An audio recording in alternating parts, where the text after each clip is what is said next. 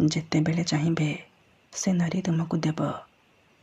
ମିଳନ ପାଇଁ ରାତି ଦିନ ଡାକିବ। କେବଳ ଆପଣଙ୍କୁ 2ଟି ତୁଳସୀ ପତ୍ର ନିଜ ପକେଟରେ ରଖିବାର ଅଛି। ହଁ ଦର୍ଶକ ବନ୍ଧୁ, ଆଜିର ଏହି ଭିଡ଼ିଓଟିରେ ମୁଁ ଆପଣଙ୍କୁ ଶିଖେଇବି 2ଟି ତୁଳସୀ ପତ୍ର ସାହାଯ୍ୟରେ ଆପଣ କିପରି ସୁନ୍ଦରୀରୁ ସୁନ୍ଦରୀ ଝିଅକୁ ପଟେଇ ପାରିବେ। ପଡ଼ିଶା ଘର ସୁନ୍ଦରୀ ଭାଉଜଠାରୁ ନିଜର ମନ ମୁତାବକ କାମ ହାସଲ କରିପାରିବେ।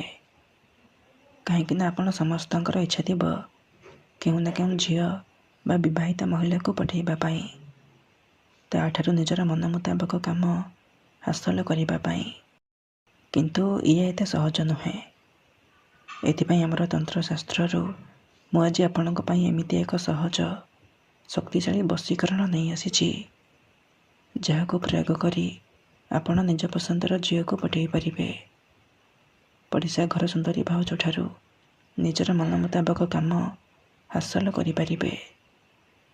ଏହି ବଶୀକରଣ କରିବା ପାଇଁ ଆପଣଙ୍କୁ କିଛି ବି ତନ୍ତ୍ରମନ୍ତ୍ର କରିବାକୁ ପଡ଼ିବନି କିମ୍ବା କିଛି ବି ପଇସା ଖର୍ଚ୍ଚ କରିବାକୁ ପଡ଼ିବନି। କେବଳ 2ଟି ତୁଳସୀ ପତ୍ର ସାହାଯ୍ୟରେ ଆପଣ ଏହି ବଶୀକରଣକୁ ନିଜ ଘରେ ବସି ବସି କରିପାରିବେ। ଆଜ୍ଞା ହଁ, 2ଟି ତୁଳସୀ ପତ୍ରର ଏହି ବଶୀକରଣ ପ୍ରଚଣ୍ଡ ମହାଶକ୍ତିଶାଳୀ ବଶୀକରଣ। ଏହାକୁ ପ୍ରୟୋଗ କରି ହଜାର ହଜାର ଲୋକମାନେ ଲାଭବାନ ହେଇଛନ୍ତି। ବର୍ଷ ବର୍ଷ ଧରି ଭାଙ୍ଗି ଯାଇଥିବା ପୁରୁଣା ପ୍ରେମକୁ ଫେରାଇ ଆଣିପାରିଛନ୍ତି। ଶାଶୁ, ନଣନ୍ଦ, ଦିଅର, ଭାଉଜ କାହାକୁ ବି ନିଜ ବଶରେ କରି ତା'ଠାରୁ ନିଜର ମନ ମୁତାବକ କାମ ହାସଲ କରିପାରିଛନ୍ତି। ତେଣୁ ଆପଣ ବି ମାତ୍ର ଗୋଟିଏ ଥର 2ଟି ତୁଳସୀ ପତ୍ର ଆଣି ଆଜିର ଏହି ବଶୀକରଣ କରିକି ଦେଖନ୍ତୁ। ଗ୍ୟାରେଣ୍ଟି ଦେଉଛି, ଯେଉଁ ଝିଅ ପଟୁନଥିଲା ସେ ଝିଅ ପାଗେଳି ପରି ଆପଣଙ୍କୁ ଭଲ ପାଇବାକୁ ଲାଗିବ।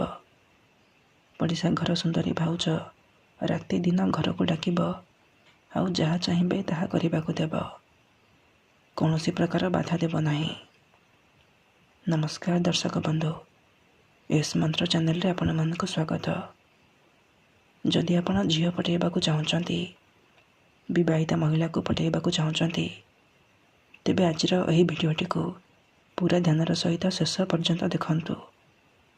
କାହିଁକିନା ଏହି ବଶୀକରଣ ଏତେ ଶକ୍ତିଶାଳୀ କି ଯିଏ ବି ଏହାକୁ ପ୍ରୟୋଗ କରିଛି 100ରୁ 100% ସଫଳ ହେଇଛି।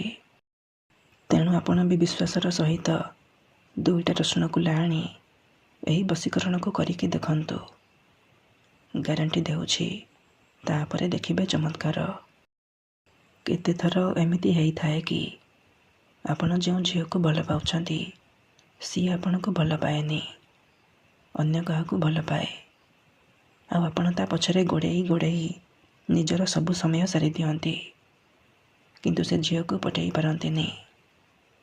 ଯଦି ଆପଣ ବି ଏହିପରି ପରିସ୍ଥିତିରେ ପଡ଼ିଛନ୍ତି, ଯେତେ ଚେଷ୍ଟା କଲେ ମଧ୍ୟ ନିଜ ପସନ୍ଦର ଝିଅକୁ ପଠେଇ ପାରୁନାହାନ୍ତି, ତେବେ ଆଜିର ଏହି ଭିଡ଼ିଓଟି ଆପଣଙ୍କର ଇଚ୍ଛାକୁ ପୂରଣ କରିବ। କେବଳ 2ଟି ତୁଳସୀ ପତ୍ର ନିଜ ପକେଟରେ ରଖିଦିଅନ୍ତୁ। ସେ ଝିଅ ନିଜେ ଆସି ଆପଣଙ୍କ ସହିତ କଥା ହେବ ଆଉ ଆପଣଙ୍କୁ ଭଲ ପାଉଛି ବୋଲି କହିବ। ତେବେ ଏହି ବଶୀକରଣ ବିଧି ଆପଣ କିପରି କରିବେ, କେମିତି କରିବେ, ଏହାର ପ୍ରୟୋଗ ବିଧି କ'ଣ, ମୁଁ ଆପଣଙ୍କୁ ଶିଖେଇବି। ସମ୍ପୂର୍ଣ୍ଣ ପ୍ରୟୋଗ ବିଧି ଠିକ୍ ଭାବରେ ଶିଖେଇବି। ଜାଣିବା ପାଇଁ ମୋର ଆପଣମାନଙ୍କୁ ଅନୁରୋଧ କି ଆପଣ ଭିଡ଼ିଓଟିକୁ ପୁରା ଧ୍ୟାନର ସହିତ ଶେଷ ପର୍ଯ୍ୟନ୍ତ ଦେଖନ୍ତୁ। ଅଧାରୁ ଛାଡ଼ିକି ପଳେଇଲେ କିମ୍ବା କାଟି କାଟି ଦେଖିଲେ ଆପଣ କିଛି ବି ବୁଝିପାରିବେନି। ଆଉ ପରେ କହିବେ, ଗୁରୁଜୀ ଆପଣଙ୍କର ବଶୀକରଣ କାମ କରୁନି। ଦେଖନ୍ତୁ, ଯେଉଁପରି ଆପଣ ଭଗବାନଙ୍କୁ ମାନୁଛନ୍ତି, ଭଗବାନଙ୍କ ଉପରେ ବିଶ୍ୱାସ ରଖିଛନ୍ତି, ନିଜର ସବୁ ଦୁଃଖ, କଷ୍ଟ, ଅସୁବିଧା ଭଗବାନଙ୍କୁ ଜଣାଉଛନ୍ତି। ଯଦି ସେ ଅସୁବିଧାର ସମାଧାନ ନହେଲା, ତା'ର ମାନେ ନୁହେଁ କି ଭଗବାନ ନାହାନ୍ତି। ସେହିପରି ମନ୍ତ୍ରତନ୍ତ୍ର ହୁଏ, ବଶୀକରଣ କାମ କରେ, କିନ୍ତୁ ଏହାକୁ ଆପଣଙ୍କୁ ସିଦ୍ଧ କରିବାକୁ ପଡ଼ିବ। ପ୍ରୟୋଗ ବିଧିକୁ ଠିକ୍ ଭାବରେ କରିବାକୁ ପଡ଼ିବ। ମୁଁ ଆପଣଙ୍କୁ ଯେମିତି ଶିଖେଇବି ଆପଣଙ୍କୁ ଠିକ୍ ସେହିପରି କରିବାକୁ ପଡ଼ିବ।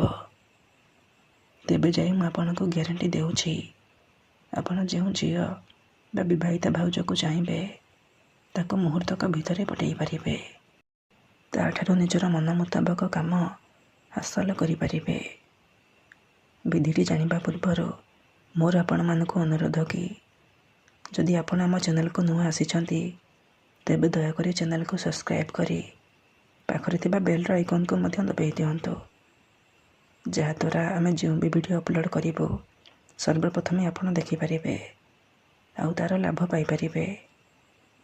ମନେ ରଖନ୍ତୁ, ଏହି ବଶୀକରଣ ବିଧିକୁ ଆପଣ କେବଳ ଶୁକ୍ରବାର ଦିନ କରିବେ। ପ୍ରଥମେ ଆପଣ କ'ଣ କରିବେ, ଯେତେବେଳେ ଏହି ବିଧି କରିବା ପାଇଁ ଯିବେ ଭଲ ଭାବରେ ହାତ, ଗୋଡ଼, ମୁହଁ ଧୋଇ ସଫା ବସ୍ତ୍ର ପିନ୍ଧିକି ଆପଣ 2ଟା ତୁଳସୀ ପତ୍ର ଆଣିବେ, ଆଉ 7ଟି ଅରୁଆ ଚାଉଳ ଆଣିବେ, 2ଟା ଲବଙ୍ଗ ଆଣିବେ। ତାପରେ କୌଣସି ଏକ ଜାଗାରେ ଚୁପଚାପ ବସି ପଡ଼ିବେ, ଯେଉଁଠାରେ ଆପଣଙ୍କୁ କେହି ଦେଖିବେନି କିମ୍ବା ଅଧାରୁ ଡାକିବେନି। ତାପରେ ଆପଣ କ'ଣ କରିବେ, ଖଣ୍ଡେ ସାଲୁ କପଡ଼ା ଉପରେ କିମ୍ବା ଖଣ୍ଡେ ନାଲି ରଙ୍ଗର କପଡ଼ା ଉପରେ ସେ 2ଟା ତୁଳସୀ ପତ୍ର ରଖିବେ।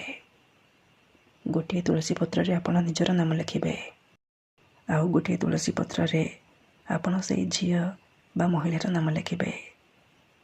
ତାପରେ ସେ ତୁଳସୀ ପତ୍ରକୁ ନାଲି ରଙ୍ଗର କପଡ଼ା ଉପରେ ରଖିଦେବେ। ତା ଉପରେ 7ଟି ଅରୁଆ ଚାଉଳ ରଖିଦେବେ। ସେ ଯେଉଁ ନାଲି ରଙ୍ଗର କପଡ଼ା ଉପରେ 7ଟି ଅରୁଆ ଚାଉଳ ରଖିଦେବେ ଆଉ ତା ପାଖରେ 2ଟା ଲବଙ୍ଗ ରଖିଦେବେ। ଏତିକି କରିସାରିବା ପରେ ସେହି ସବୁ ସାମଗ୍ରୀକୁ ଭଲ ଭାବରେ ବାନ୍ଧିକି ସେ ଯେଉଁ ନାଲି ରଙ୍ଗର କପଡ଼ା ଉପରେ ଭଲ ଭାବରେ ବାନ୍ଧିଦେବେ। ସିଏ ଯେଉଁ ପୁଟୁଳି ହେଇଯିବ ସେ ପୁଟୁଳିକୁ ଆପଣ 2 ହାତରେ ବନ୍ଦ କରିକି ଧରିବେ ଆଉ ଆଖି ବନ୍ଦ କରିକି ସେଇ ଝିଅ ବା ମହିଳାକୁ ମନେ ମନେ ଭାବିବେ, ତା'ର ମୁହଁକୁ ନିଜ ମନରେ ଭାବିବେ। ତାପରେ ଏହି ଶବ୍ଦକୁ 3 ଥର ପଢ଼ିବେ।